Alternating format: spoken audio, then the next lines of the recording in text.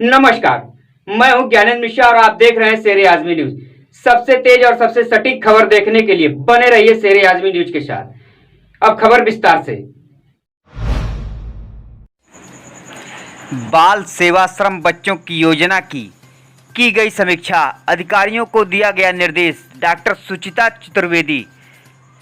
आजमगढ़ 24 जून उत्तर प्रदेश राज्य बाल अधिकार संरक्षण आयोग की सदस्यता डॉक्टर सुचिता चतुर्वेदी की अध्यक्षता में आज कलेक्ट्रेट सभागार में आजमगढ़ मंडल के जनपद बलिया मऊ एवं कोविड-19 के संक्रमण के दौरान निराश्रित हुए बच्चों के लिए चलाई जा रही मुख्यमंत्री बाल सेवा योजना की समीक्षा बैठक आयोजित की गई।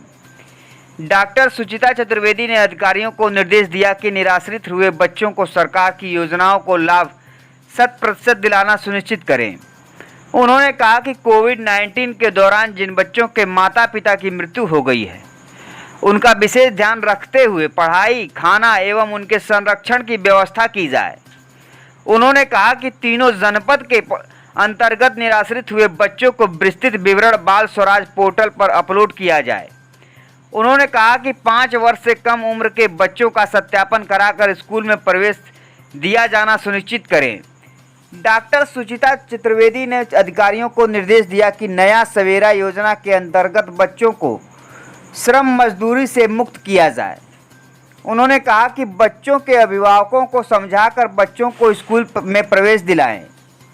उन्होंने अधिकारियों को निर्देश दिया कि जिन बच्चों के माता पिता कोविड-19 से मृत्यु हो गई है, उसे सरकार के सभी सुविधाओं का लाभ दिया जाए। उन्होंने अधिकारियों को निर्देश दिया कि बच्चों की जो प्रमाण पत्र बनने में आपस में समन्वय स्थापित कर तत्काल लाभान्वित करें। माननीय सदस्य ने सभी विभागीय अधिकारियों को निर्देश दिया कि सभी संबंधित अधिकारी आपस में समन्वय स्थापित कर बच्चों के हित में काम करें। उन्होंने कहा कि निराश्रित बच्चों को लाभान्वित करना, एक संरक्षण देना सरकार का शीर्ष प्राथमिकता है। इससे किसी भी प्रकार की लापरवाही नहीं होनी चाहिए।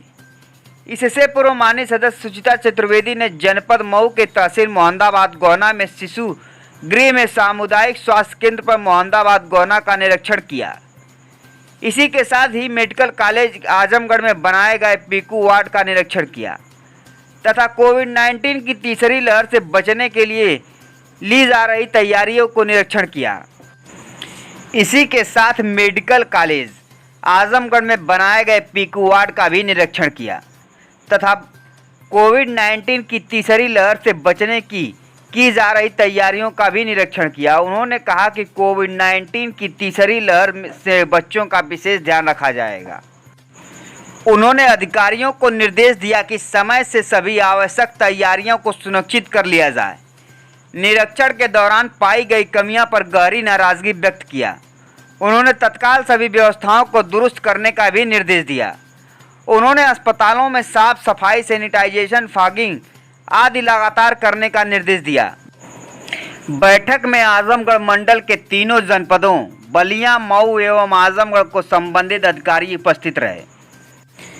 पत्रकारों से हुई बातचीत में डॉक्टर सुचिता चतुर्वेदी ने क्या कहा, ये आपको दिखाते हैं यह रिपोर्ट। आज किस संबंध में बैठक की गई, क्या दिशा निर्देश दिए गए? आज मेरा आजमगढ़ आगमन हुआ। मैं बाल अधिकार संरक्षण आयोग की सदस्य डॉक्टर सुचिता चतुर्वेदी। आज यहाँ आजमगढ़ मंडल की बैठक थी। उससे पूर्व जो समीक्षा बैठक थी, उससे पूर्व मेरा निरीक्षण रहा मोहम्मदाबाद शिशु गृह में। उसके बाद एक सामुदायिक केंद्र मोहम्मदाबाद, उसको हमने देखा।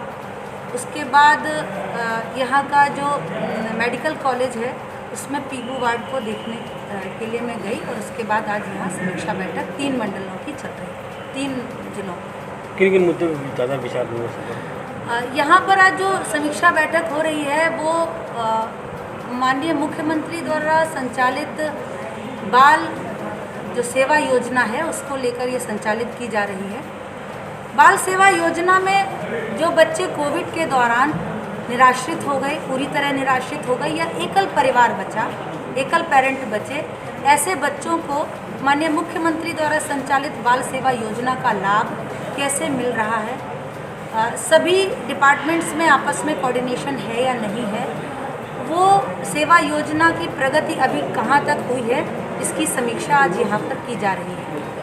समीक्षा में बेसिक अधिकारी, पुलिस विभाग, ICDS, आपका श्रम विभाग, इन सभी को यहाँ पर बुलाया गया है। बैठक में कुछ लोग जो भी हुई है कमियाँ पाई गई हैं उसको क्या करना? ये परिवार का मामला है और अभी बैठक के दौरान यहाँ पर चाइल्डलाइन को लेकर, और ये चाइल्डलाइन जो है वो मऊ में भी काम कर रही है और आजमगढ़ के लिए भी इन्होंने आवेदन कर रखा है।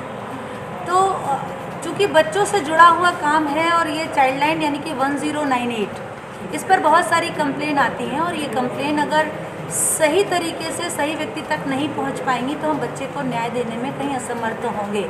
तो इसीलिए उस सामंजस्य को भी यहाँ पर, क्योंकि इस बैठक का उद्देश्य ही यही होता है कि सभी डिपार्टमेंट्स आपस में कोऑर्डिनेशन बनाएं और जो विभाग एक दूसरे को नहीं जानते, जिनकी योजना एक दूसरे विभाग नहीं जानते, उनको वो जाने।